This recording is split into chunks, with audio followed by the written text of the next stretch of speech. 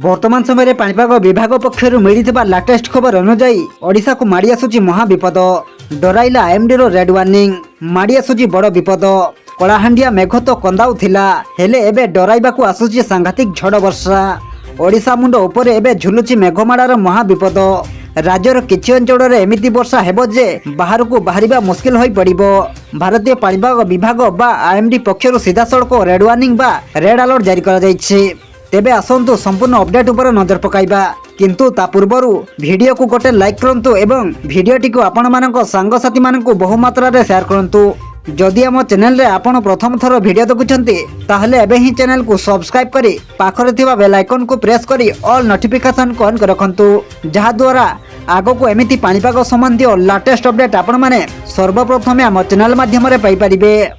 वर्तमान समय पाणीपाग विभाग पक्षर मिलता लाटेस्ट खबर अनुजाई प्रबल वर्षा सह अति प्रबल भयंकर वर्षा सांग को झटका पवन भी बहिब।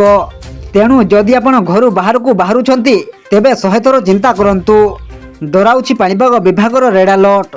उत्तर ओडिशा उपकूल रे एक शक्तिशाली लघुचाप सृष्टि होईछि, जहार आगामी 24 घंटा मध्य आहुरी सांघातिक हेबाकू जाउछि। यह धीरे धीरे उत्तर पश्चिम दिग को माड़ी आसुथिबा बेले ओडिशा पई आनि दैछि सबुठारु बड़ टेंशन। आसंता 24 घंटा पई राज्यर किछि स्थान रे अत्यंत प्रबल वर्षा हेबार आशंका रहिछि। एथिपई आईएमडी पक्षरु रेड वार्निंग जारी होईछि। आसंता 18 तारिख पर्यंत भीषण वर्षा सह झड़ पवन लोकंक निद हजाई देव बोली पाणीपाग विभाग पूर्वानुमान करिछि। आज 18 तारिख पर्यंत उत्तर पश्चिम एवं एहाकू लागि रहितबा पश्चिम मध्य बंगोपसागर रे स्थिति संगीन होई पारे। वर्षा सह पवनर बेग मध्य अधिक रही पारे। आज 18 तारिख पर्यंत उत्तर पश्चिम एवं एहाकू लागि रहितबा पश्चिम मध्य बंगोपसागर रे स्थिति संगीन रही पारे। समुद्र रे उठिबो विशालकाय ढेउ। पवनर बेग घंटा प्रति 40 रु 50 किलोमीटर रहिबाकू थिबा बेले मझिरे मझिरे एहा 60 किलोमीटर बेगरे आसी माड़ हेबो। 60 किलोमीटर बेगरे एही झटका पवन जेकोसी मुहूर्त बड़ धरणर क्षयक्षति घटाई पारे। भयंकर लघुचापर प्रभाव केवल ओडिशा रे सीमित रहिबो नाही। पश्चिमबंग, बांग्लादेश एवं उत्तर उपकूल आंध्र प्रदेश समुद्रकूलिया अंचल में पाग बेस अशांत रहिबो।